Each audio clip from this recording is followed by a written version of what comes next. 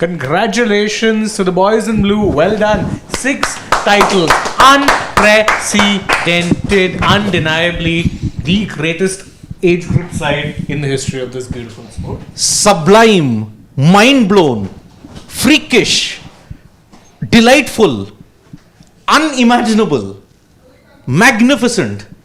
Only 6 adjectives for 6 World Cup titles for this Indian cricket team. We thought Australia in senior cricket, India in under 19 cricket. The parallels are too hard to ignore. Now, 2000, first title they won in Sri Lanka under Mohammad Kaif. 2008, a certain Virat Kohli won it in Malaysia. 2012, Unmukh Chand won it in Townsville in Australia. 2018, Prithvi Shaw in Mount Maunganui won it. 2022, Yash Dul won it against England. It was a repeat of the 2022 final. And now in 2026 in Harare, under Ayush Matre, we have now achieved the 6th feat in the under 19 World Cup. Record extending 6th title, led on the back of a 14-year-old freak from Samastipur, Vaibhav Suryavanshi. 175 out of which 150 were only in 4s and 6s. And a 100-run win. I'm very disappointed that he didn't use the middle names. All the examples he's given is Unmukh Chand, Ayush Matre, Virat Kohli. Virat doesn't have a middle name. That's the thing. Because in north of India we don't. It's in the west and south. Yes, but okay. At least I got all the 6. No, you were very good with that. I'm saying you would have been even more particular. You would have even named the middle names. But really, I mean, congratulations to this Indian team. And I think this is special. I'll tell you why. Because even though we are the most successful team in the history of the tournament, as we've just seen, this is the 6th title. Australia, as you said, 2nd best with 4. Pakistan, 3rd best with 2. But I think this team was under pressure. This team went to the Asia Cup. This team was expected to win the Asia Cup, and this team lost the Asia Cup final to Pakistan. By 191 runs. Correct, by a massive margin. So I think, there was a bit of doubt that people had, that they said, yes, Indian youngsters are talented, they're very good, some of them are playing in the IPL, but come the big day, can they handle pressure? Can they come up with their best performance? And I think what's really special is, one, they've shown that was one bad day. Okay, it wasn't about not being able to handle nerves or anything like that. So there's no issue there. And secondly, talking about handling pressure, it's not just like, they often say, and this is what I was discussing yesterday with a lot of our cricket panelists, that we were talking about India's T20 World Cup and said India makes 250 regularly. I said, that's fine. Bilaterals are a different thing. Come the World Cup, anyway, if you see big scores drop, even when England was scoring 400 in ODIs, come the 2019 World Cup, all top big scores come from 400 to 300, even on those flat, because World Cup, ICC tournament brings with it different pressure. This is that team who's playing a final of a World Cup, and they got 411 nonetheless. 411.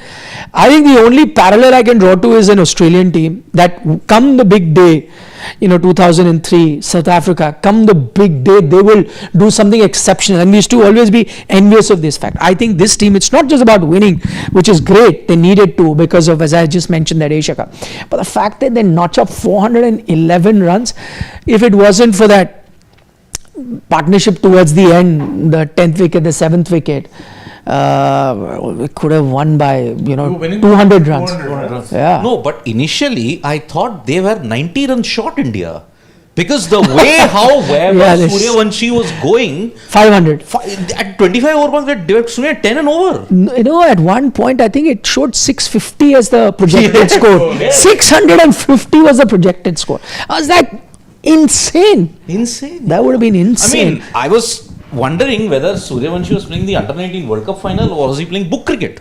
It was only 4, 6, 6, 4, 4, 6, occasionally a 2. Because look at it, from overs 10 to 30, they just went berserk. And that's why I thought 411, are they 90 runs short? But it proved to be more than enough. Despite Caleb Falconer's brilliant 100, it was still 100 runs enough for them. So, okay, I want to focus on one by one, various things. Okay, let's start with the obvious one. Of course, Vaibhav Suryavanshi at this point in time, we did mention, see, in the... Explain Vaibhav Suryavanshi. This is an exam. The question is, Explain Vaibhav Vaibhav Suryavanshi. in whatever, 200 words, 300, words, whatever. yeah.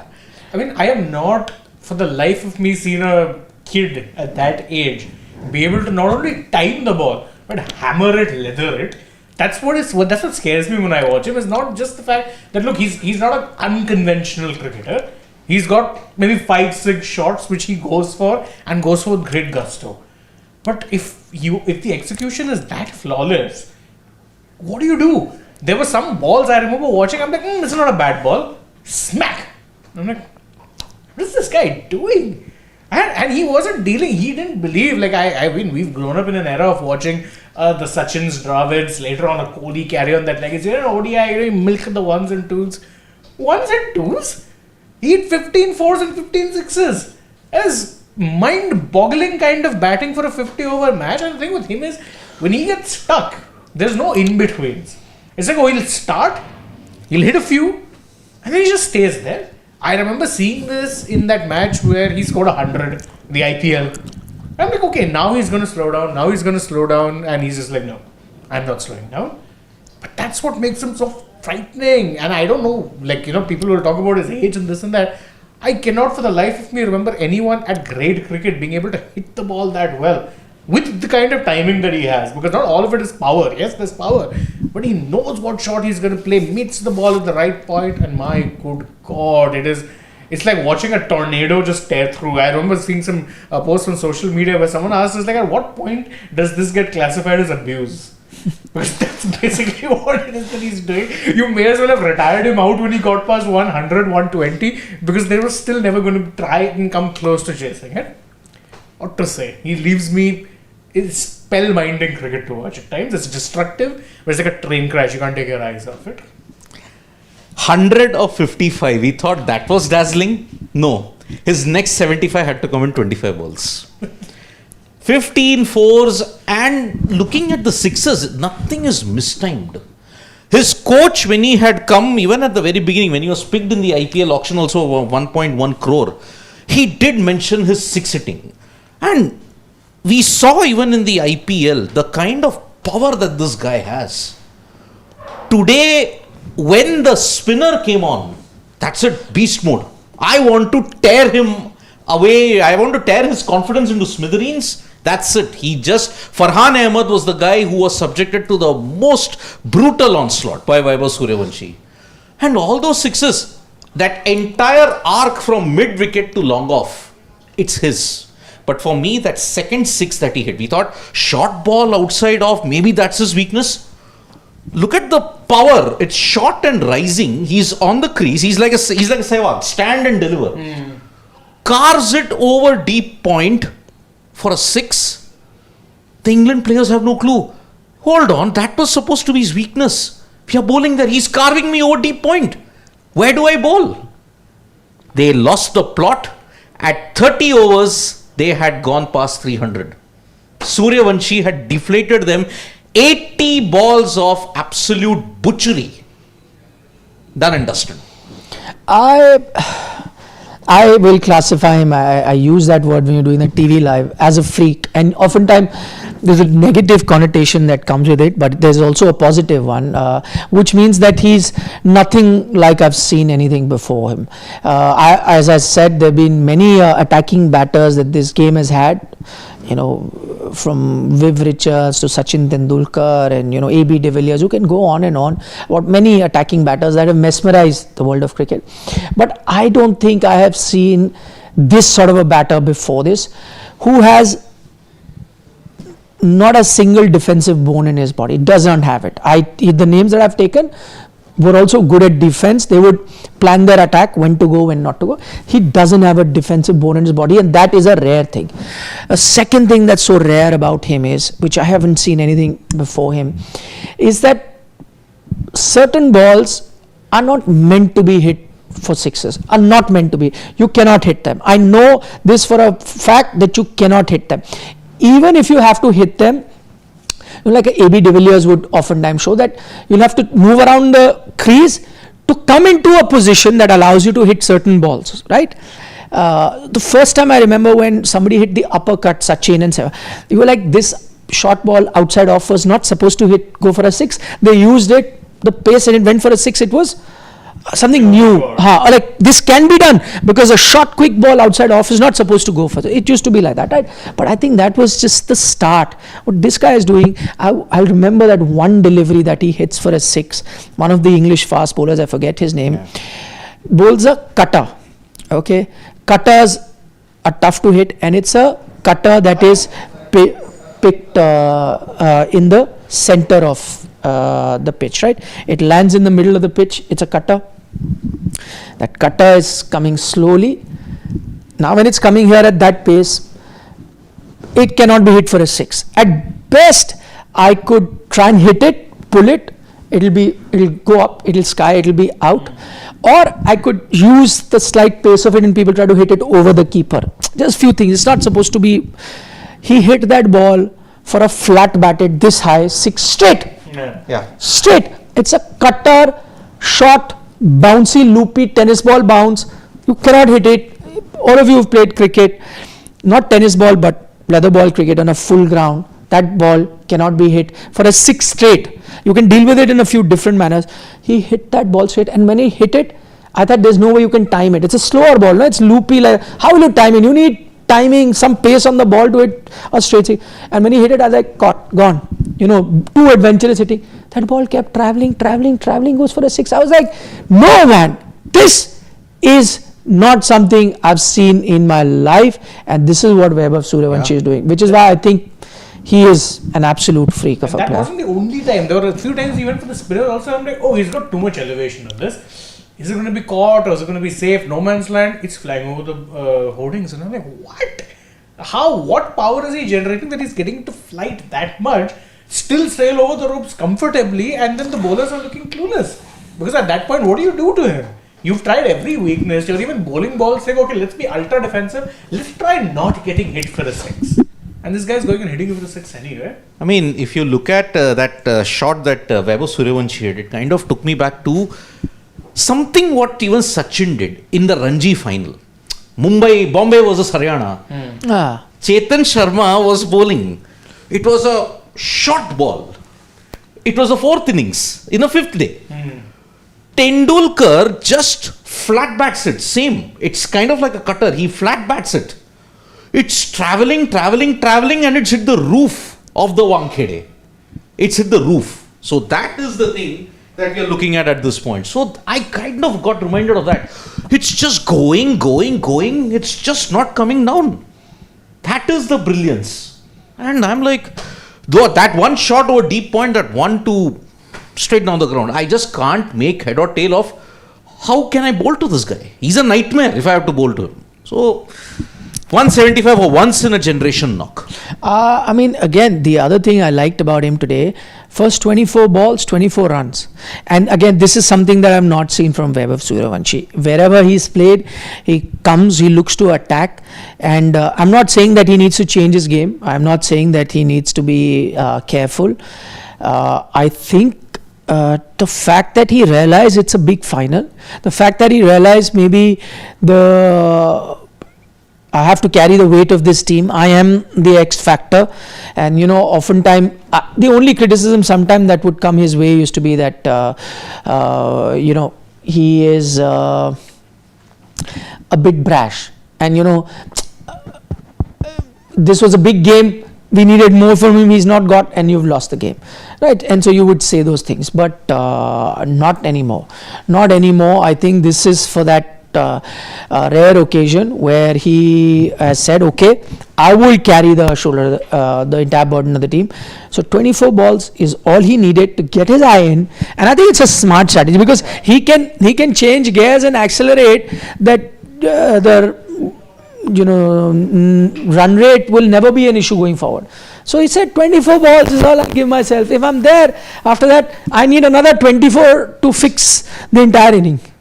And that's exactly what he did. So, absolute incredible performance from Vaibhav Suryavanshi. But he's not the only star, and I think that is also the hallmark of this Indian under-19 team. Throughout the tournament, somebody or the other has stepped up. Semi-final, you had Aaron George step up with 100. You've had, on occasion, Vihan Malhotra step up. So, stars for you. Team. I mean, when you look at it, Aaron George Varghese, you wanted a middle name, you got it. Aaron George from Kerala. I mean, by the way, I will tell you that not from now, I've been watching him from that under-19 Asia Cup. I am saying that aesthetically, pure eye test, he is the best young talent there is. I'm even putting him ahead of Ayush Matre, not in terms of saying that he'll be more successful. Ayush Matre is already playing the IPL. He's already shown that he can do very well in the top level. I'm saying purely from an aesthetical point of view, the correctness and pleasing to the eye. Oh God, is he? And doesn't it give you certain VK vibes? The kind of shots that he plays, certain VK vibes in the. Yeah, but VK, I agree. But VK, I know there are two areas that he plays and he looks gorgeous, like the cover drive or his flicks. He can be clunky. This guy is, as I said. Look at the eye test, the way he does those things. Oh my God, it is. But for me, what I will look at is, yes, the obvious names are Suryavanshi and Ayush Matre. But for me, the game changer, I would say, is Kanishk Chauhan. Kanishk Chauhan from Jalore, Rajasthan. I remember 2 clutch knocks that he played. One against Pakistan. He helped them get past 250. 250 to chase in 33.3. It needed, that's it, he was done. He was done with at that time. So, if you want to chase 33, you're done for. So, that is why Kanishk Chauhan, the way how he got them past with that clutch knock was simply remarkable. Here, look at the knock he played. India were 370 for 7, 380, you're wondering, can they get past 400? Look at the last 2 overs, how he manipulated and got them to 400. Yeah. For me, and also very useful utility off spinner. I think if you want a finisher, if you want to hone the next line of finishers, you have a Kanishk Chauhan. Because the impact that he will bring, and clutch, you want somebody to finish in the death. Do you have it in the Indian cricket team after 2027? Please keep an eye out for Kanishk Chauhan from Jalore, Rajasthan. I am sure his utility of spin and his clutch ability in the death will help Indian cricket in the long run. For me, he was my MVP in this tournament, apart from the obvious. I'll go for another name, and one who will fly under the radar just a little bit, but Abhigyan Kundu. He was someone who more the wicket keeper. The wicket keeper from Vashi, Mumbai. Yeah, wicket keeper bat, and he would more often than not be that person tasked with doing one of the most thankless jobs, rebuilding an innings, restructuring the innings. He had to do that whilst also playing at a decent strike rate, and more often than not he succeeded. Is not a game I remember where he hasn't had useful contributions, not match-winning knocks in the traditional sense, like say a 175 from a Vaibhav or the kind of 50s that Matre has hit. But very key knocks, very, very key. You know how he would hone his skills with his batting? Yeah. In his colony in Vashi, he would regularly play every day 5,000 deliveries. To hone his skills, batting in that. In Mumbai, we have this problem of space. Yeah. So how do I develop? I have to, in the limited space, I need more time. Yeah. So 5,000 deliveries every day. He would bat, hone his skills. Wicket keeping also, hone his skills at that time. So from that small area in Vashi where he stayed, to all the way now, he's now your most solid wicket keeper that you've got at this point. So, Abhigyan Kundu, again, well done to him. That's right. It's a team. Yeah. Less on stars, it's like a team. I'm going to talk about Vihan Malhotra. By the way, one very interesting thing I was seeing, 2 of your batters, Vihan and Ayush Matre, for India, I think they're the 2nd or 3rd highest wicket takers for the Indian camp. Wicket takers, sir. also. Yeah. Just look at top wicket takers. They suddenly crept up with their part-time bowling. Ayush in particular was more often than not this. I remember, I think it was the match against Pakistan. I think Henel is the highest wicket taker for India in the tournament. But I think I'll have to check. But your second and your third highest I'll check. wicket takers are that. So you're having your all-rounders really chip in with that kind of bowling effort is outstanding. But talking about them chipping in with some performances with the ball, Vihan Malhotra, the boy from Patiala, has gone to RCB at his base price 30 lakh. Yeah. Goodbye, huh? Very good buy. Again, RCB bought two great buys in Vihan Malhotra and Jacob Duffy in the IPL auction. They had the least worries because they had such a solid team. Vihan Malhotra won for the future, my friend. So that is why I look at it. I'm just checking the stat about the most wickets that have been taken. I'm just looking at the bowlers and man, oh man, look at it. It is Henil Patel, R.S. Amrish, and then you've got Kilan Patel. These are your top three. These are your pure bowlers. Pure. Ayush Matre, 7 games, 7 wickets. Yes. At an economy rate of 4.35. And when you look at it, Kanishk Chauhan, 7 matches, 7 wickets at an economy rate of 4.5. Unreal. And that is why this is a remarkable thing. You're right. Ayush Matre also 7 matches, 7 wickets. He's basically chipping in with a wicket apiece. So are they second and third or no? No, they're Henel 4th is and 5th. for India. Yeah, Yes. 4th and 5th. Fourth and fifth. But still, imagine. Thilan is second for India. Yeah. So the two Patels. Yeah. Henil Patel, R.S. Amrish, and Killer. Kilan.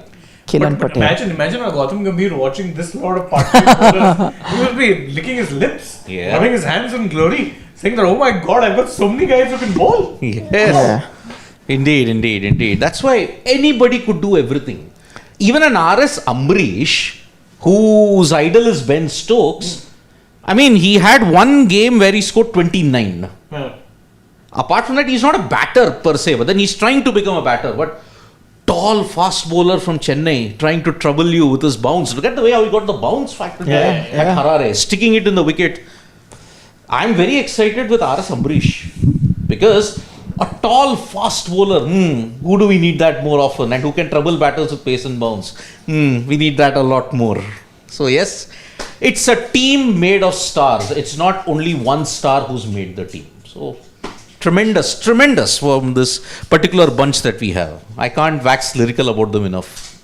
Yeah, I think this is probably one of the most hyped lots I think you'll see now after 2018. I know 22 had a few, but I think a lot of them ended up getting kind of...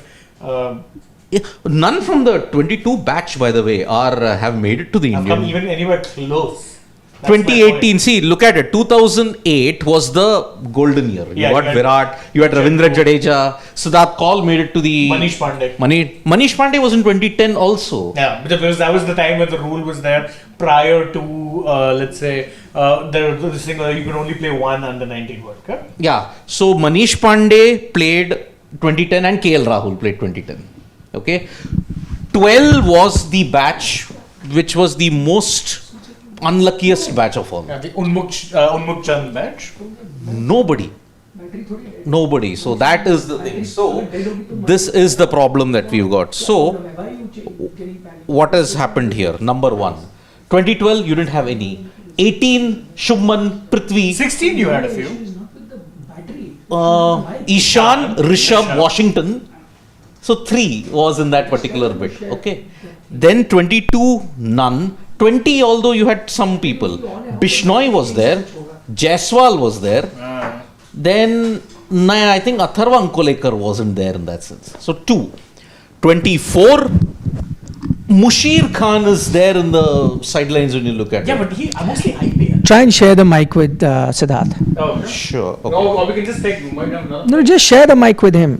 One of you speaks at one time. No? Cool, You can cool, clearly cool. share. Cool. So that is the problem that we have got. So, yeah. Please give him the mic, Siddharth. He needed to speak. No, Yeah. what's the harm? That's the one mic. So anyway, I was trying to make is that you haven't had 18 was the last batch where you had a serious turnover in terms of talent who graduated from under 19 and made it into the regular Indian team side. Why? Because if you go back in time, that team you had obviously Prithvi Shaw was the most heralded all format player for India technically. Let's not focus on how his career has gone, son. Shubman Gill, currently on course to be your all format captain.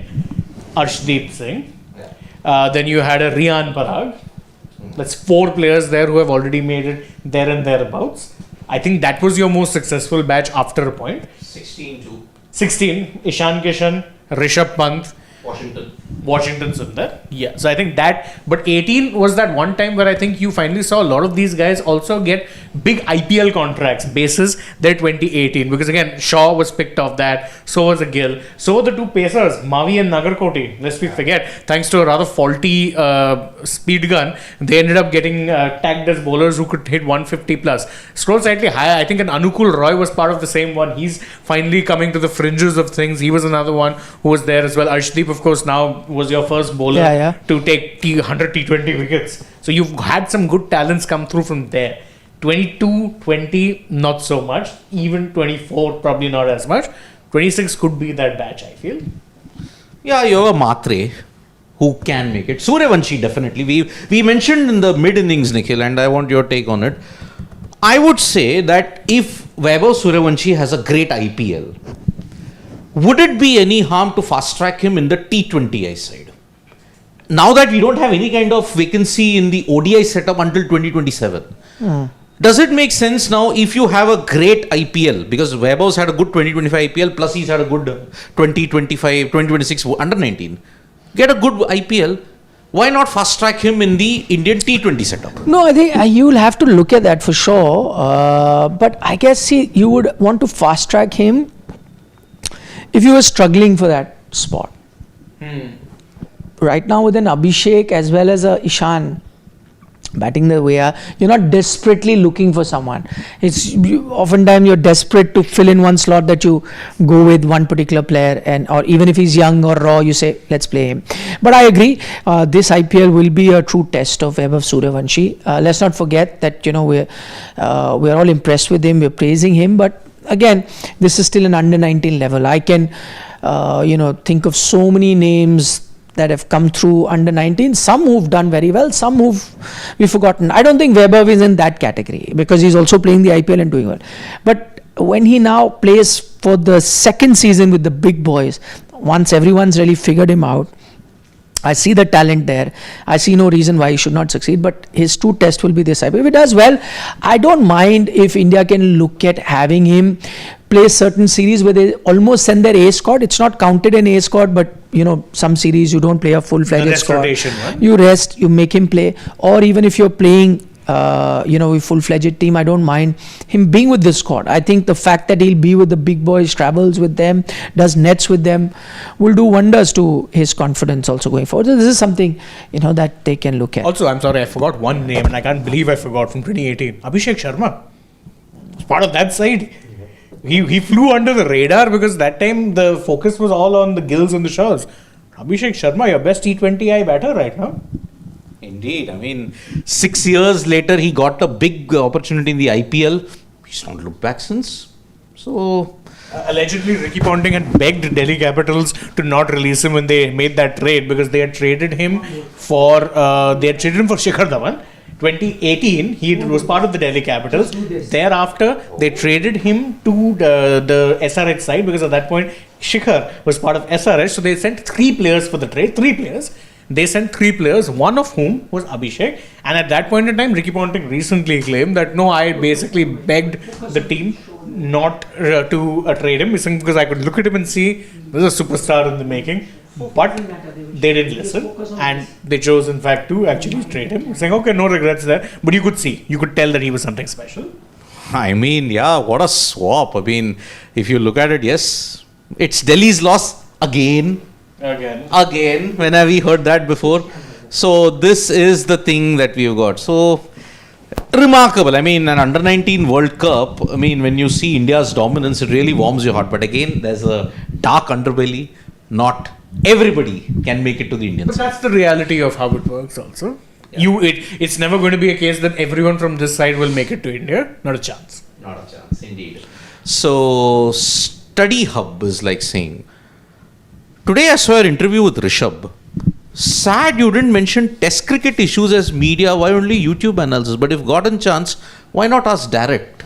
No, he's, by the way, just to answer that, he's already addressed the test issue previously. I remember after the series loss to South Africa, he had apologized. He said that, very sorry, this is not what we expect out of us and we're really sorry for this sort of a performance. Wouldn't want to do it. That's one. Secondly, we had very limited time with him. You know that, right? And we had to do multiple things. This was our program looking at the T20 World Cup. So we had to focus on white ball. We had to.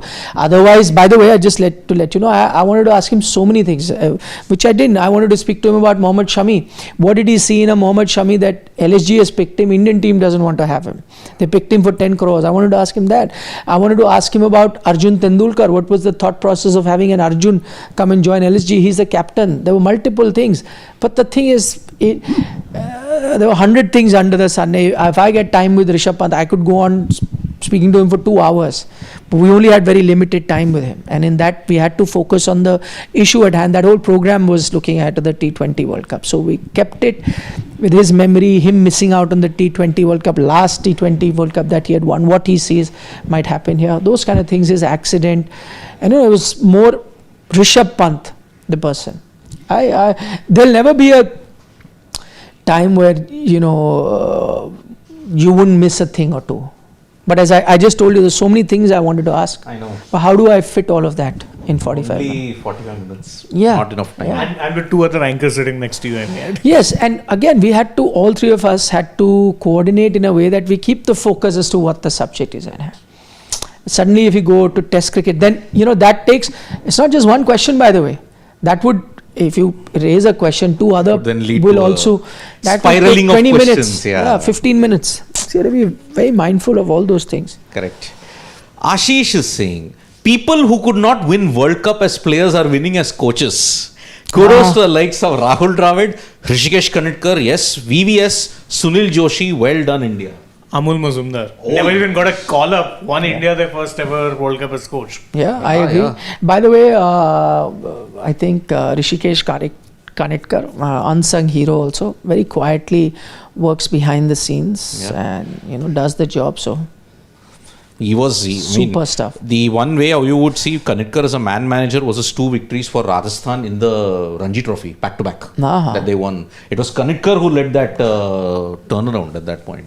Ashish again, VVS, versatile Vaibhav Suryavanshi. I mean, wouldn't call him versatile. He's destructively one note. He's VVS. But he is very, very special. Yeah, indeed. Who's this? Naveen Narayan from UAE is saying, after Karthik Tyagi, Pacer has impressed in under 19. R.S. Amrish. Yes, actually. Indeed. And Karthik from the US is saying, 2019-20 World Cup had Jaiswal, Jurel, Tilak, Bishnoi. We forgot Tilak. Yes, Tilak was part of that side. Correct. Yeah. And Jurel. Of course, very underrated now at this point in time. Yeah. Okay, good shout. Good shout. Yeah, 22 again, you only had a Yash Dhul who You had Raj Angad Baba as well, but he got... Hunger Gekar. Yes, Hunger Gekar, another one. Rajwardhan Hunger Gekar was also there. They kind of all vanished. Little bit, yeah. But I think the most unluckiest batch was the 2012 one. Unmukh Chand. No one got... Sorry, Bretley. Although from Australia, there were 2 guys who did very well. 3 in fact. Gurinder Sandhu, he got a chance. Curtis Patterson, guess the 3rd one. Travis Head. Yeah. Okay, Sunny Kadam says 2016 Khalil and Avesh also Avesh Sarfraz. yes. Manish Pandey was from 2018. Sarfraz also played in 2014, correct? Yeah. Anshu Mishra Singh Nikhil sir कल आप नहीं होगे preview कर दीजिए अरे कल क्यों नहीं होगा It's India's opening game here. No one's off. And by the way, we've done the preview today. Yes. In the dugout. So you do check that out. And tomorrow I'll be there. Yep. We'll preview tomorrow also, yeah? Ah. Big build-up, first match. Kidding. Yeah. Dev Pratap Singh Chauhan, Nikhil bhai, India should repeat West Indies 3 trophies of 2016 and 2026. From under 19 onwards, it's all about hard work and temperament. Some will become Virat and some will say we used to play with Virat. Oh, Yeah. very good assessment actually. I think, yeah, I mean, you already won the Women's World Cup in November. You've done this in February. You could win the T20 World Cup in March. You could do the three-peat. And remember, India haven't lost an ICC event since 2024. After the Under 19 World Cup ended, you've been winning since June. You haven't lost at all. It's like that viral thing which always does around Donald Trump. We're going to win so much, you'll get tired of winning. You'll say, no, Mr. President, no, we don't want to keep winning. I'll say, no, and you'll keep winning and you'll win more. That's what you're doing. Yes, I mean, it has been a tremendous thing. So from June 2024 till now, you've kept on winning every single time. So dominance from this Indian team at this stage. Priyanshi says, congratulations to all India's respect for Vaibhav. Kanishka Chauhan is also a very good player. Yes, we spoke about him. Thomas Rue and Oliver Peake might be seen captaining English and Australian teams in the future. Yes, Thomas Rue, in fact, was one of your leading run getters in this Under 19 World Cup, and he's been incredible. Oliver Peake, I mean, not just 2026, in 2024, you saw what Oliver Peake could do. I mean, he is very aggressive, but I think sterner tests await Oliver Peake. Somehow, I think his technique, I have not found it that impressive at this stage, but still, an Australian doing well on the international stage will not be surprising from this. So, yeah. Okay. Shall On we? that note, Yeah. we'll take your leave. Thank you. It was a great day, good game. So happy for this young bunch. Hopefully, in the coming hours and days, we'll try and get you reactions from this young team. We'll keep following up on that. So, yeah, stay tuned to Sports Today. Press the bell icon. All T20 leagues under 19 is done. It's now only the T20 World Cup now from tomorrow. Yeah. Yep. So from Take me, care. Nikhil and Shane, goodbye, Nandri, Vanakkam, Shubhratri, Shabba Khair, eat your vegetables. Don't trouble your mother and subscribe to Sports Today. Bye-bye.